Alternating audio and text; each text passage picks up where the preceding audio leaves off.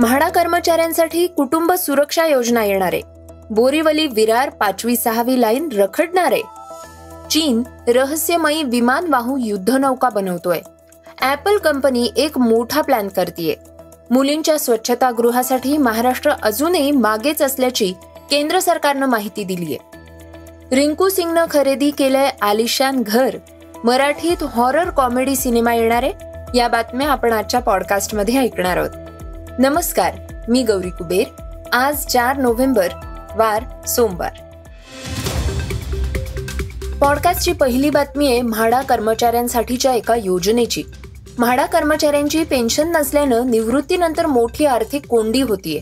याच पार्श्वभूमीवर म्हाडानं कर्मचाऱ्यांसाठी कुटुंब संरक्षण योजना आखण्याबाबत हालचाली सुरू केल्या आहेत.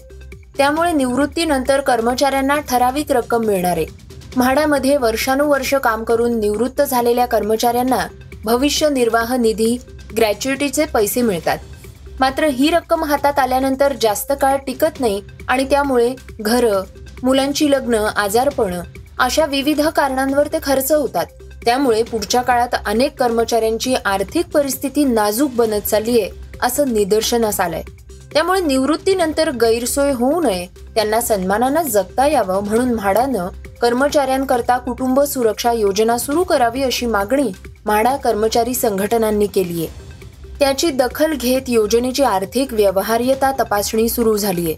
निवृत्तीच्या वेळी कर्मचाऱ्यांना मिळणाऱ्या रकमेपैकी किती रक्कम म्हाडाकडे ठेवावी लागेल, महिन्याला किती रक्कम देता येईल याबाबत अभ्यास सुरू करण्यात आलेला आहे. त्यामुळे म्हाडाच्या कर्मचाऱ्यांना निवृत्तीनंतर दिलासा मिळू शकणार आहे. पॉडकास्टची दुसरी बातमी आहे बोरिवली विरार लाईन बाबत. मुंबईकरांचा रेल्वे प्रवास सुखकर व्हावा यासाठी बोरिवली ते विरार 5वी आणि 6वी मार्गिका रेल्वेतर्फे बांधण्यात येते. या रेल्वे मार्गिकेसाठी मिठागराची जागा ताब्यात घेण्यात आलेली आहे. या जमीन हस्तांतरणाला मुंबई उच्च न्यायालयात आव्हान देण्यात आलेलं आहे. न्यायालयानं याचिकेची दखल घेत तात्पुरती स्थगिती दिलेली आहे. बोरिवली विरार 5वी-6वी मार्गिका बांधण्यात येणार आहे. कांदळवन तोडण्यासाठी रेल्वे प्रशासनानं उच्च न्यायालयात याचिका दाखल केली होती. न्यायालयानं रेल्वेला दिलासा देत कांदळवन तोडण्याची परवानगी दिलेली आहे. त्यानंतर मिठागराची जागा रेल्वेनं ताब्यात घेतल्यामुळे या प्रकरणाची कमलाबाई भोईर यांनी उच्च न्यायालयात धाव घेत याचिका दाखल केली होती. या याचिकेवर न्यायाधीश गिरीश कुलकर्णी व न्यायाधीश फिरदोश पुनीवाला यांच्या खंडपीठासमोर सुनावणी घेण्यात आली. मिठागराची जागा ब्रिटिश काळापासून आमच्या मालकीची असून राज्य सरकार ती रेल्वेला देऊ शकत नाही असा दावा याचिकाकर्त्यांनी केलेला आहे. न्यायालयानं याची दखल घेत जागा हस्तांतरणाला तात्पुरती स्थगिती दिलीय. तसंच राज्य सरकारसह अन्य प्रतिवाद्यांना प्रतिज्ञापत्र सादर करण्याचे निर्देश देत खंडपीठानं सुनावणी 4 आठवड्यासाठी तहकूब केलीय. पॉडकास्टची तिसरी बातमी आहे चीनच्या युद्धनौकांची. आपल्या विस्तारवादी धोरणाचा भाग म्हणून चीनला समुद्रात प्रत्येक आघाडीवर अमेरिकेला घेरायचंय. यासाठी चीन ड्रॅगन वेगानं आपली सागरी शक्ती वाढवत आहे.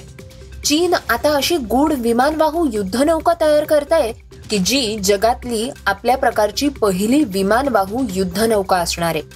सॅटेलाइट इमेजच्या माध्यमातून ही बाब समोर आलेली आहे. ही ती योजना आहे ज्याद्वारे शी जिनपिंग आणि त्यांच्या सैन्याला अमेरिकेचं वर्चस्व संपवायचंय. चीन धोकादायक विमानवाहू युद्धनौका तयार करत असल्याचं सॅटेलाइट इमेजेसमधनं दिसून आलंय. ग्वांगडोंग इथल्या शिपयार्डमध्ये या विमानवाहू जहाजाची निर्मिती केली जाते.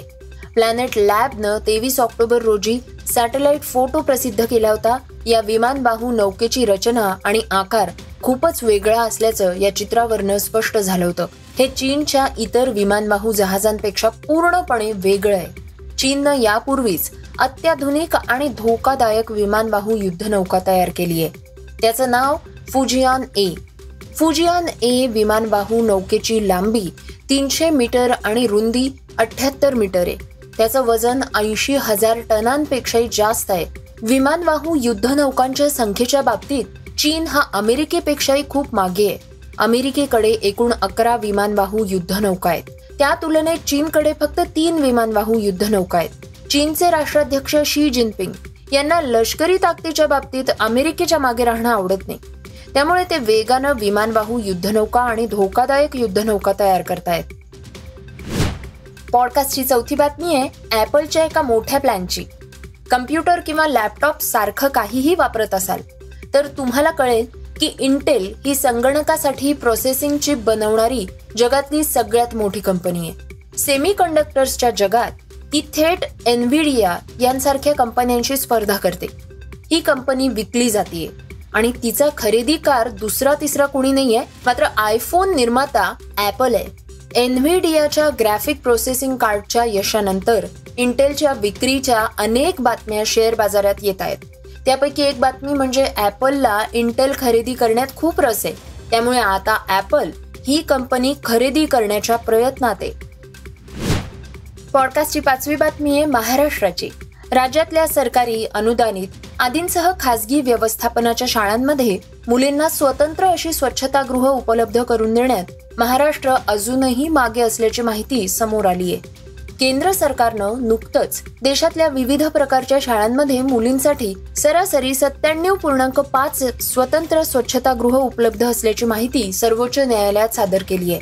यासाठी काँग्रेस नेत्या आणि सामाजिक कार्यकर्त्या यांनी दाखल केलेल्या जनहित याचिकेवर दाखल केलेल्या प्रतिज्ञापत्रात ही माहिती दिली आहे. पॉडकास्टची 6वी बातमी आहे क्रीडा विश्वातनं. भारतीय क्रिकेट संघ आणि IPL मध्ये कोलकाता संघाचा स्टार फलंदाज रिंकू सिंगनं दिवाळीच्या शुभ मुहूर्तावर कुटुंबियांना सुखाचा धक्का दिलाय. अलीगडमधील ओझोन सिटी इथं गोल्डन इस्टेटमध्ये रिंकूनं एक आलिशान घर खरेदी केलंय. एक छोटंसं पत्र्याचं घर, ते स्वतःचं आलिशान घर. रिंकू सिंगचा हा प्रवास प्रेरणादायी होता.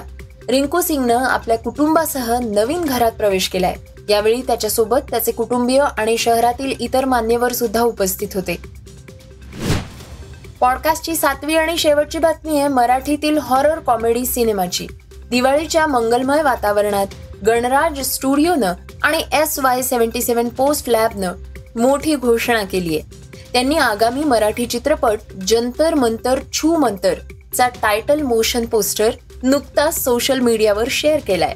तसंच या सिनेमाची घोषणा सुद्धा करण्यात आलेली आहे. सिनेमाच्या शीर्षकासह चित्रपटाच्या प्रदर्शनाची तारीख सुद्धा जाहीर करण्यात आलेली आहे.